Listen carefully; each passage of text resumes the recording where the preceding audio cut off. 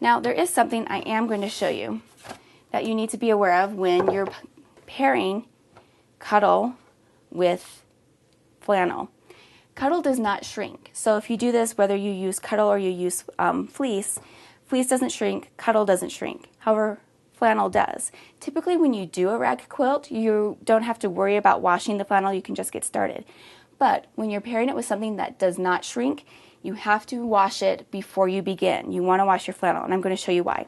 I've washed these about 4 times, and on this side you really can't see the difference. It's flat. However, on this side, it tells a different story. This side, smooth, looks great. This side, bunched up and wrinkled. So, and you can even tell like the size of the square has shrunk a little bit compared. So you want to wash and dry your flannel before you begin. Again, 4 washes. This is wrinkled, doesn't look as nice and flat. So there's a huge difference there. So they don't tell you this in a lot of tutorials. You want to wash and dry your flannel. It'll make a big difference in the final result of your quilt. And if you notice, it frays just fine. The fraying is not a problem.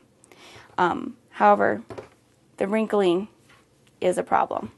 So it'll fray just fine. It'll do what it needs to do, but you want to make sure you wash and dry your flannel before you begin. All right, now this is flannel that I have washed and dried. I've lightly pressed it. Pressing it helps cut out the nice squares. You don't want all wrinkled fabric because you won't be able to cut out nice straight squares with that.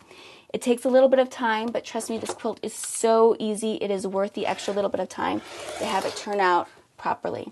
I'm going to cut off that frayed edge there. And this is where, if you're not a quilter like I am, I don't quilt all the time, just go ahead and take your time. You want these squares to be just right. So I'm going to cut 10 inches down and make sure that my ruler is nice and straight, lining it up on my measuring mat here, or cutting mat I should say. So there it is.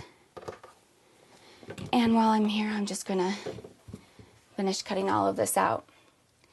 When you're cutting, like I said, it's important just to take your time, especially if you're not used to it. I know you see people on YouTube and their demonstration videos, and they just boom, and they're so fast, and it's great. It's because they've been doing it for years and years and years and years and years, and that's why they can be that fast. It's okay for you to take your time, go real slow, and make it right, because you've invested in this fabric and in this time, and you don't want to have to go buy more fabric just because you got impatient, basically. That's what it is for me. I just need to be more patient with what I'm doing. And what I like to do, so you get the most bang for your buck out of them, is just put 2 of them together.